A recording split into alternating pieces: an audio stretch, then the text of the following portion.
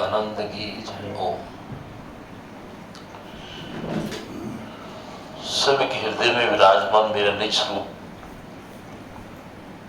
पवित्र आत्माओं, जीवन के इस रहस्य को जानने के लिए कि मैं शरीर हूं या मैं आत्मा हूं, शरीर हूं कि शरीरी हूं, इस भेद को जानने के लिए ये सत्संग है।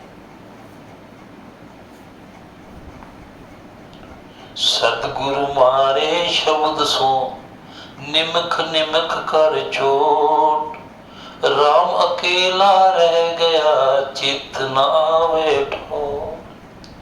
शब्द दुग्ध गित राम रस साध बिलोवनहार। शब्द दुग्ध गित राम रस साध बिलोवनहार। दादू अमृत काढ़ ले सतगुरु कहे विचार। शिला को तोड़ने के लिए प्रथम जो चोट लगती है वो भीतर तक शिला को हिला देती है, लेकिन टूटती कब है? जब बार बार उस पर चोट पड़ती है, अंततः टूट जाती है। लेकिन पहली चोट उसको अंतर तक हिला देती है। इसी प्रकार सदगुरु शब्दों की चोट से भीतर आपके जीव की और चेतन की ग्रंथि को तोड़ने के लिए जिस शब्द की चोट करता है, उस शब्द की चोट धीरे धीरे उस ग्रंथि को विभजन करती है। शब्द की चोट से ही शरीर और शरीर का भेद चलेगा।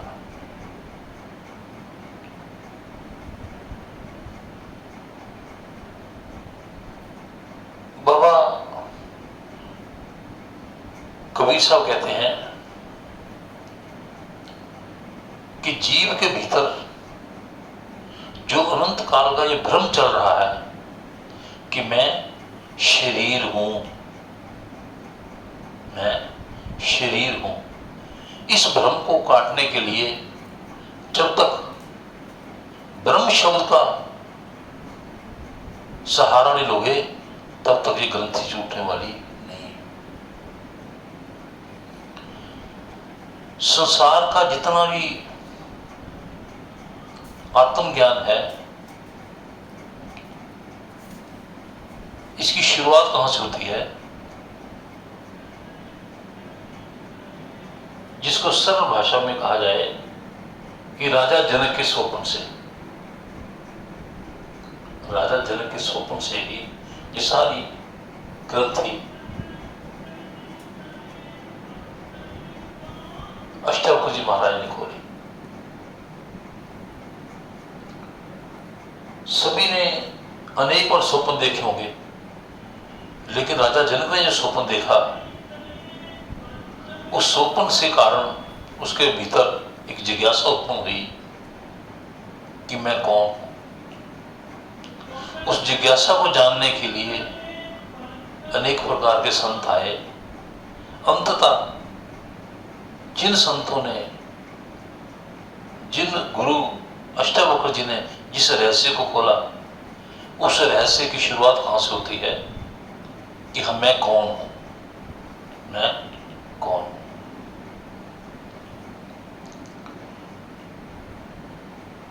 उपनिषद में कथा है कि भगवान श्री शंकर ने त्रिपुरारी का वध किया।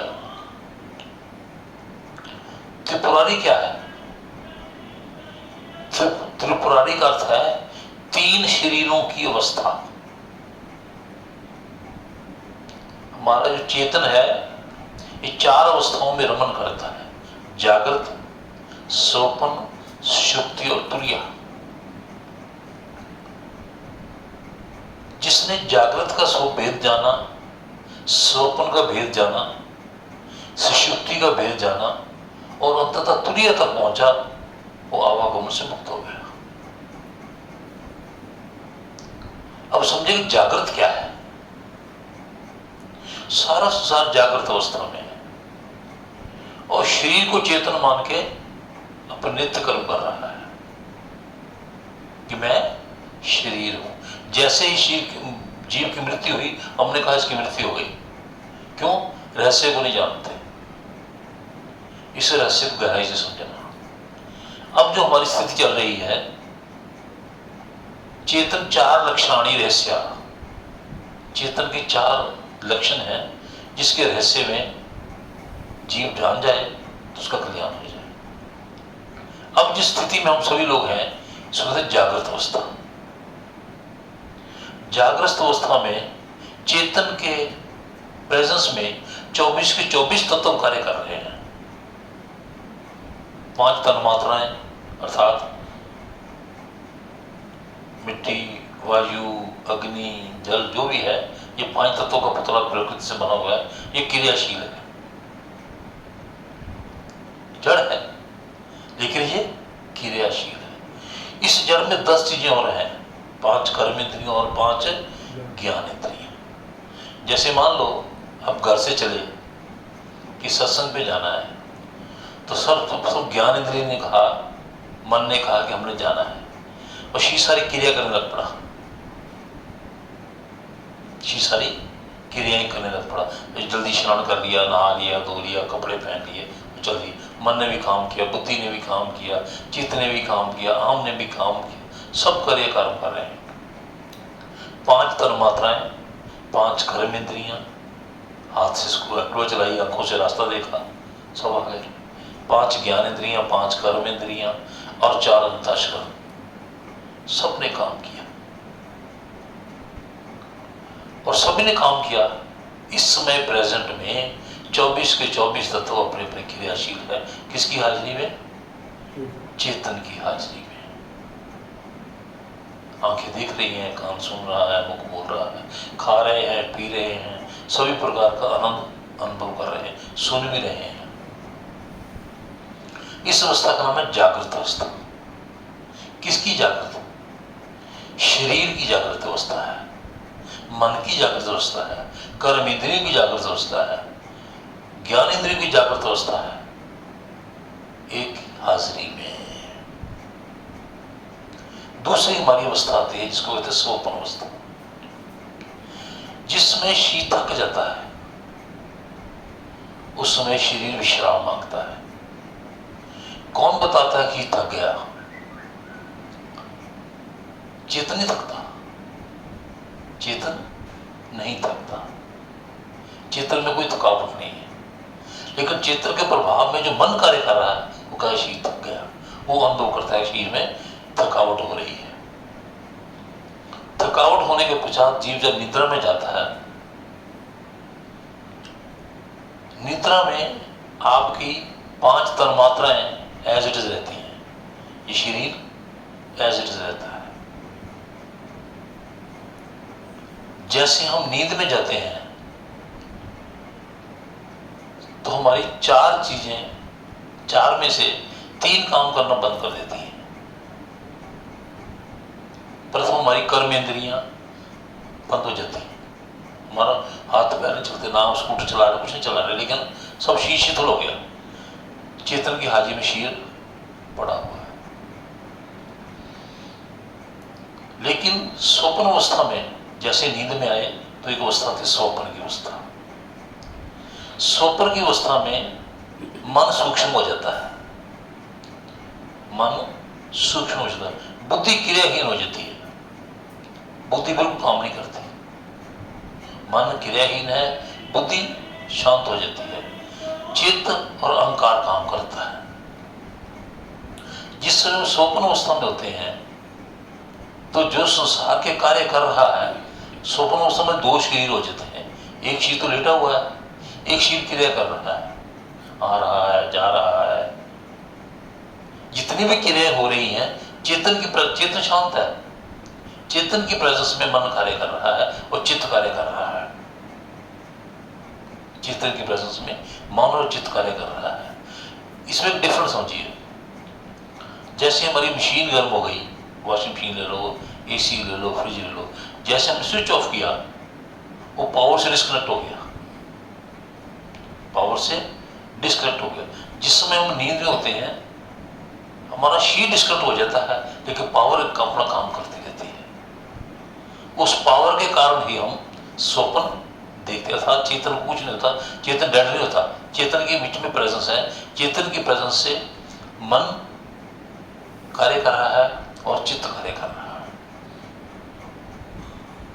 स्वप्न में आप देखते हो कि मैं भिखारी हो गया, बुद्धि काम करती है। बुद्धि कहती है मेरे पास बैंक में 20 लाख रुपए पड़ा, मैं भिखारी कैसे हो सकता हूँ? उसमें बुद्धि काम नहीं करती। पता नहीं होता है जागृत अवस्था में हमारे दादाजी की मृत्यु हो चुकी है, जागृत अवस्था पता है, लेकिन मृत्यु की अवस्था, स्वप्न की अवस्था में हम दादाजी से बात करें, दादाजी आए थे, उन्होंने पानी मांगा, चाय मांगी। स्वप्न देखते हैं ना कभी कभी, कोई रिश्तेदार जब मर गया वो भी हमको नजर आता है। बुद्धि काम क्यों नहीं करती? सो कहते वो मरा हुआ व्यक्ति तुमको याद आया, क्योंकि स्वप्न में बुद्धि कार्य नहीं करती। स्वप्न अवस्था में हमारे दो शरीर है, एक क्रिया करता है और एक देखने वाला है। जो देखने वाला है वो शरीरी है, वो शरीर नहीं है, वो शरीरी है। यदि उस दिन उन्होंने बताया था आपको कि उस परम पिता परमात्मा ने दो अवस्थाएं ऐसी बनाई, वैराग्य का पता चलता है नींद में कि संसार मेरे लिए किसी काम का नहीं। कब? नींद में किसको बैंक बैलेंस याद रहता है बताओ? कितने मकान, कितने दुकान, कितना परिवार, कितने बच्चे, कितने पुत्र, कितनी पुत्र, किसी को याद रहता? किसी को याद रहता। तो वैराग्य की सबसे उत्तम अवस्था कौन सी होती है? नींद। और संसार स्वप्नवत है, इस स्वप्न बताता है कि संसार स्वप्नवत है। ये संसार सारा स्वप्नवत है। ये कौन बताती है? स्वप्न बताता है कि जैसे हमने स्वप्न देखा, जैसे हमारी आंख खुली और स्वप्न खत्म हो गया तो हो ये स्वप्न था। इसी प्रकार इस संसार में रहते हुए जिस दिन आपको ज्ञान हो जाएगा, इस संसार का स्वप्न छूट जाएगा कि मैं अलग हूं, संसार अलग है, मैं संसार नहीं हूं। इसका भेद कब चलता है? जब आप स्वप्न की अवस्था को जान जाओ। तो स्वप्न की अवस्था में हमारी बुद्धि कार्य नहीं करती। चित्त में अनंत जन्मों से जो किए हो हमारे कर्म हैं सबकॉन्शियस माइंड में, कभी हम वो स्वप्न देखते हैं, कभी कभी जो हम हर दिन में क्रिया करते हैं वो हमारी जिज्ञासा खाने की। मान लो किसी का मन कर रहा है मैं जलेबी खाऊं, किसी शादी में गया क्योंकि पेट भरा हुआ है, पेट भरा हुआ है और खाने के मन, लेकिन मन कह रहा खाने को, तो एक दिन स्वप्न आएगा आप जलेबी खाओगे, क्योंकि मन जलेबी खाने को मांग रहा था। ये स्वप्न की अवस्था है। जिस समय स्वप्न की अवस्था में मन कार्य करता है सूक्ष्म रूप से, चित्त कार्य करता है और बुद्धि कोई क्रिया नहीं करती, लेकिन उस समय जिसके प्रकाश में आप काम कर रहे, मान लो आप स्वप्न में बैंक गए, तो बैंक किसने बनाया? मन ने बैंक की रचना कर दी। वहां प्रकाश किसका है? बैंक जा रहे हो, वहां भी लाइटें जल रही हैं, एसी चल रहा है, आप मैजिक से झगड़ रहे हो, गर्मी लग रही है, तुम्हारे कमरे में एसी है, बाहर एसी क्यों नहीं है? स्वप्न में आप कभी कभी झगड़ते हो ना जैसे, कई बार स्वप्न में आप किसी को कत्ल कर देते हो, स्वप्न में कुछ भी क्रियाएं करते हो। अर्थात स्वप्न में जो क्रियाएं करते हो वो कौन कर रहा है? मन, चित्त और अहंकार, बुद्धि को क्रिया नहीं कर रही। लेकिन जैसे आप सुबह उठते हो उसमें बुद्धि कार्य करती बताती है कि रात बैंक में गए थे, झगड़ा हो गया था, हमने पैसे बैंक से लिए, हमको पैसे बहुत अधिक दे दिए, बुद्धि कार्य नहीं करती। ये जो स्वप्न की अवस्था है ये किसकी है? इस स्वप्न की अवस्था चेतन की स्वप्न अवस्था है। चेतन की हाजिरी में आप स्वप्न देख रहे हो। एक चेतन की अवस्था है जागृत, एक है स्वप्न, एक है सुषुप्ति अवस्था। सुषुप्ति अवस्था में मन, बुद्धि, चित्त, अहंकार ये सारे शांत हो जाते हैं चेतन की प्रेजेंस में। श्वास चल रहा है चेतन की प्रेजेंस में, लेकिन सुषुप्ति अवस्था में भी जो चेतन है इतना जागृत है कि आप गहरी नींद में सो रहे हो, लेकिन जैसे कान के पास में मच्छर ने कू कू किया, आप हाथ से मच्छर उड़ा रहे हो। वो मच्छर उड़ाने वाला कौन है? चेतन। जैसे ही ये जीव इस शरीर में आता है, इसके 14 अंगरक्षक अपना कार्य करना शुरू कर देते हैं। हमारे गुरुदेव कहते थे कि जिसमें नगर में राष्ट्रपति ने आना हो तो उससे पहले उसके अंगरक्षक आ जाते हैं, और जैसे नगर से राष्ट्रपति ने जाना हो तो पहले अंगरक्षक जाते हैं। जिस समय जीव पैदा होता है उसी समय उसके अंगरक्षक साथ आ जाते हैं।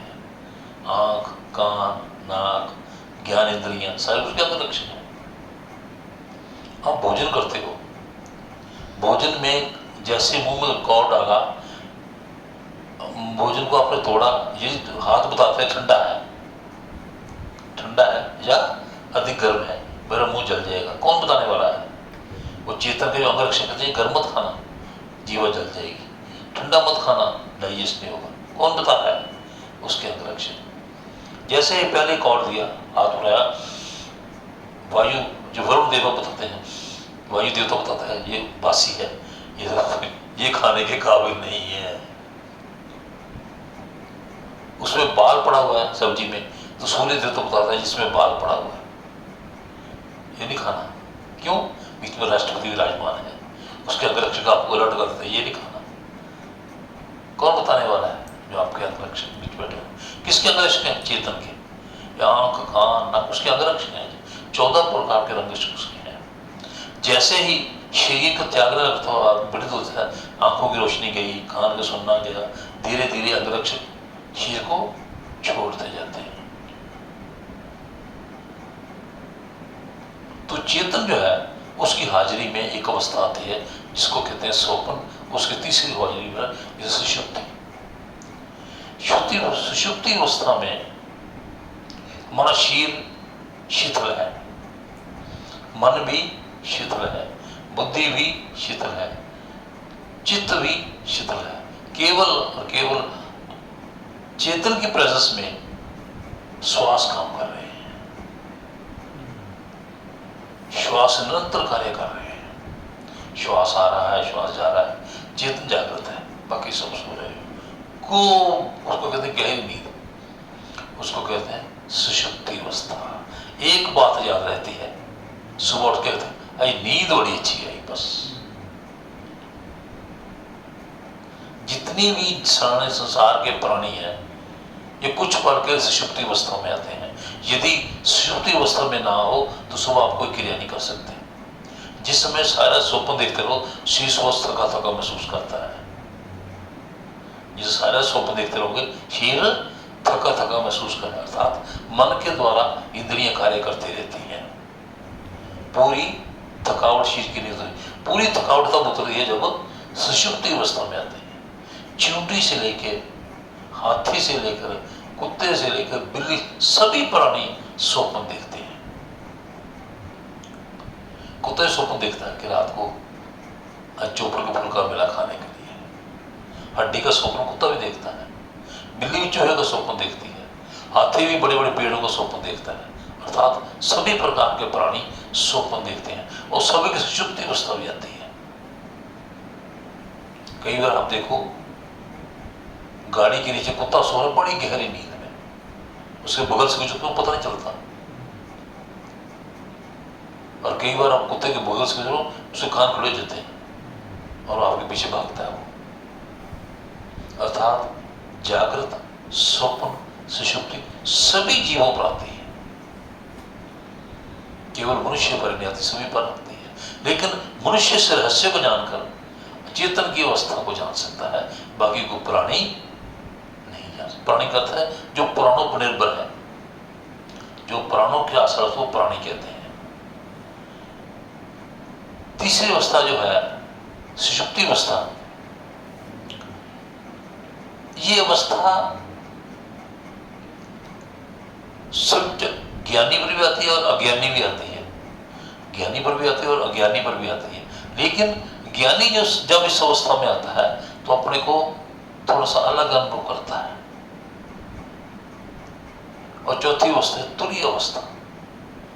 तुरीय अवस्था क्या है? शील जागृत है, मन सोया हुआ संसार के प्रति, अंतःकरण संसार के प्रति सोया हुआ है, कोई वासना नहीं, कोई इच्छा नहीं। शरीर परमात्मा का यंत्र बन जाता है, यंत्र शील कार्य कर रहा है। जो प्रारब्ध मिल गया, ज्ञानी खाता है, पीता है, सब काम करता है, लेकिन किसके प्रभाव में? चेतन का प्रभाव रह जाता है। उसको चेतन के सिवा कुछ दूसरा ध्यान ही नहीं जाता। सुषुप्ति उच्चतम अवस्था है, इसको समाधि अवस्था भी कहा जाता है। अभी हम बता रहे थे आपको कि उपनिषदों में कथा है कि भगवान शिव ने त्रिपुरारी का वध किया। त्रिपुरारी का अर्थ क्या है? तीनों शी चले गए, जागृत भी गया, स्वप्न भी गया, सुषुप्ति भी रह गई, और क्या रह गया पीछे? शिव अकेला रह गया। शिव सूत्र में ये भगवान शिव कहते हैं कि मैं जिस समय अपनी पूर्ण अवस्था में हूं, अपनी चेतन अवस्था में हूं, उस समय संसार लुप्त प्राय हो जाता है। संसार की प्रेजेंस है, संसार कहीं नहीं जाता। जैसे मान लो आप जब सोकर उठते हो, रात सोते हो, तो जैसे नींद खुली तो संसार में बदला क्या? सब कुछ ऐसे था, ये मकान, दुकान, सड़कें, गलियां, नाली, सब कुछ ऐसे, लेकिन स्वप्न में गायब हो गया था। जागृत में आपने देखा और नींद में भूल गए थे। इसी प्रकार जागृत अवस्था में भी आपको संसार नजर ना आए, केवल चेतन की हाजिर नजर आए, उसको कहते हैं तुरीय अवस्था।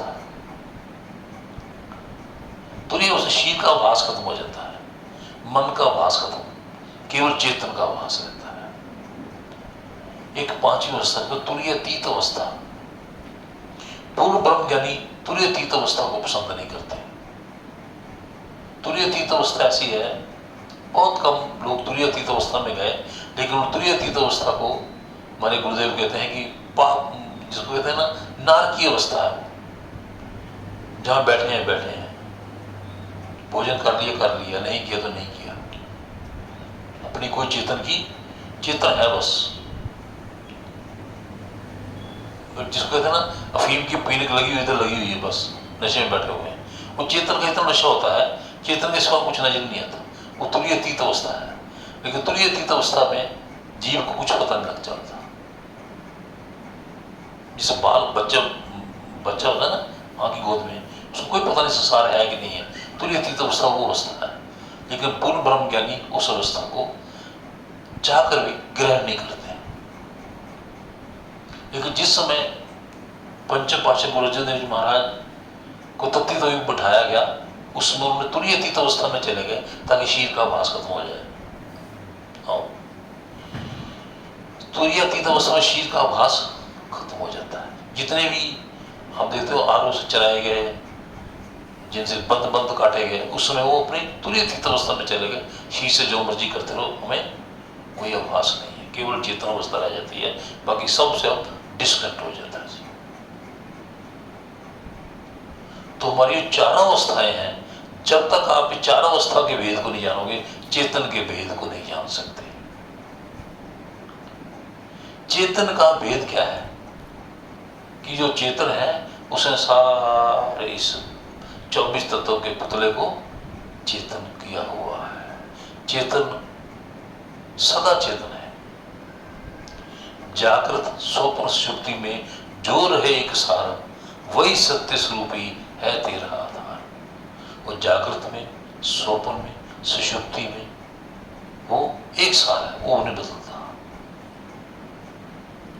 जो नहीं बदलने वाला है उसको क्या नाम? क्या? चेतन कह लो, आत्मा कह लो, चिन्मय कह लो, निज स्वरूप कह लो, शरीरी कह लो, ये आपके शब्द है। लेकिन पूर्ण शब्द क्या है? चेतन है। जड़ शरीर चेतन पे ही रमन कर रहा है। भक्ति, पूजा, पाठ, जितने भी कर्म करते हो, ये क्रियाएं आप मन द्वारा करते हो। ये क्रियाएं मन द्वारा होती हैं, लेकिन ज्ञान मन के पार की बात है। ज्ञान मन से, बुद्धि से, चित्त से पार ले जाता है, आपको चेतन अवस्था में ले जाता है। तो जिसमें अष्टावक्र जी महाराज से जनक ने ये पूछा कि मैंने ये स्वप्न देखा, तो स्वप्न में क्या मैं भिखारी था, जब मैं राजा हूं, जब मैं कौन हूं? तो अष्टावक्र जी ने कहा कि राजन, ना तुम भिखारी हो ये सत्य है, ना तुम राजा हो ये सत्य है, तुम दोनों के दृष्टा हो। जैसे प्ले ग्राउंड है, उस ग्राउंड के ऊपर हॉकी का मैच हो रहा है, दूसरे दिन फुटबॉल का मैच होगा, तीसरे दिन क्रिकेट का मैच होगा, चौथे बैडमिंटन खेला जाएगा। प्ले ग्राउंड बदलता, प्लेयर बदल गए। इसी प्रकार चेतन नहीं बदलता, शरीर बदलते रहे।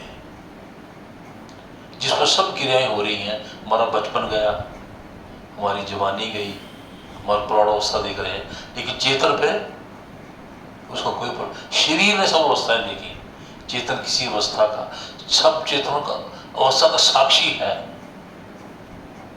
चेतन सबका साक्षी है, लेकिन चेतन इफेक्टेड नहीं है। शीर वृद्ध हो गया, शीर के बाल सफेद हो गए, दांत गिर गए, आंखें कमजोर हो गई, ये शरीर की हुई। शरीरी में कोई परिवर्तन नहीं होता। चेतन सदा एक रस था, एक रस है और एक रस रहेगा। और जिसने इस भेद को जान लिया कि जागृत अवस्था में मैं शरीर नहीं हूं, स्वप्न अवस्था में मैं शरीरी हूं, मैं स्वप्न देखने वाला हूं, मैं स्वप्न का दृष्टा हूं, मैं स्वप्न का साक्षी हूं, मैं स्वप्न भी नहीं। तुम्हारी यथार्थ वाणी कहती है, जागृत स्वप्न सुषुप्ति में जो रहे एक साथ, वही सत्य स्वरूप ही है तेरा आधार। तो आपका आधार क्या है? वो चेतन। उस चेतन को जानने का माध्यम जो है, ये ज्ञान के पहले पड़ाव है कि आपका शरीर किस अवस्था में है। जो आप जिस अवस्था में है, इसको कहते हैं जागृत अवस्था। जैसे आपको एग्जांपल दी कि फ्रिज गर्म हो गया, फ्रिज का आपने स्विच ऑफ कर दिया, तो बर्फ जमाना बंद कर देता हो, वो उसकी बर्फ पिघल के पानी हो जाएगी। लेकिन आप जब गहरी नींद में होते तो भी चेतन की हाजिरी में बाल भी बढ़ रहे हैं, नाखून भी बढ़ रहे हैं, भोजन पच रहा है, सब क्रियाएं हो रही हैं। नींद में चले जाते हो, भोजन करके सो गए, तो डाइजेस्ट कौन कर रहा है? चेतन की हाजिरी में सारी मशीनें काम कर रही हैं, एक एक अंग आपका काम कर रहा है। लेकिन फ्रिज का स्विच ऑफ कर दो तो काम करेगा? कोई क्रिया नहीं करता। लेकिन ये जो चेतन की शक्ति सत्ता है, ये निरंतर शरीर में कार्य करती रहती है। इस सत्ता को, इस चेतन की अनुभूति को जिसने जाना, समझा, उसने अपने स्वरूप को पहचाना कि मैं चेतन हूं। शरीर भाव से निकल के अपने चेतन भाव में आने के लिए ये जागृत स्वप्न शक्ति का ज्ञान आवश्यक है। कोई प्रश्न आपका? ऐसा मैं ऐसा समझाना सका कि जैसे हूँ मैं जागृत अवस्था लेकर जी, मैं कई बार सोचना वा, मैं अपने की गल करना, चलो मैं 6-7 साल का सा, तो मेरे धुंधला जिहा मन में आता भी हूँ वो शरीर भी नहीं है, आवाज़ भी नहीं, कुछ नहीं, अवस्था बदल गई। तो मैं सोचना भी इस तरह मैं हैगा सा, इस तरह नहीं हैगा सा, तो ये अवस्था मैं अगर सोचना तो वो मेरी अवस्था इस वे कि मैं जी सोच है मेरी 6 साल की 7 साल की, वो सोपन अवस्था है या जागृत कि अवस्था मेरी ऐसा? क्योंकि 6 साल तो मैं बीत गया, लेकिन वो 60-70 साल हो गए मैं 6 साल का बैठा। वो साक्षी अवस्था है। आज हम आपको साक्षी ध्यान करते हैं, आपकी बात से लेकर अब हम आपको साक्षी ध्यान करवाएंगे। आज हम आपको, वो साक्षी अवस्था है। साक्षी सब जानता है। साक्षी आपका बालपन भी जानता है, आपकी सभी अवस्थाओं को जानने वाला जो साक्षी है उसको साक्षी कहते हैं। वो आपकी साक्षी अवस्था है। वो जागृत अवस्था में साक्षी अवस्था है आपकी कि मेरा बचपन ऐसा था। ठीक है, जागृत में स्वप्न भी कह सकते हैं। जागृत में स्वप्न नहीं हो, वो साक्षी अवस्था है। जागृत में स्वप्न नहीं होता। समाधि अवस्था में आप अवस्था होती है। जैसे मान लो अब समाधि अवस्था सम अवस्था, जिस समय आप समाधि अवस्था में आपका मन भी चला जाता है, बुद्धि भी चली जाती है, केवल आपका अपना होना रह जाता है, सम अवस्था। समाधि अवस्था था तो सम अवस्था, न्यूट्रल, उस समय नहीं, न्यूट्रल अवस्था। सम अवस्था में जो कुछ भी आप देखते हो वो त्रिकालदर्शी आपको दिखाता है, वो आपका अनुभव, कोई अनंत काल का अनुभव हो या सबकॉन्शियस माइंड में कोई याद पड़ी हो, समाधि अवस्था में कभी वो प्रकट हो जाती है। समाधि अवस्था में कभी कभी आपकी कोई सबकॉन्शियस माइंड में कोई बहुत पुरानी याद पड़ी हो तो स्वप्न अवस्था में नहीं आती, जाकर समाधि अवस्था में आती हो, उसको समाधि अवस्था कहते हैं। और जो आप बचपन को देख रहे हो वो साक्षी अवस्था है। तो डरा गया मतलब याद आइए कुछ पल ध्यान करें। आज हम आपको साक्षी अवस्था का ध्यान करें।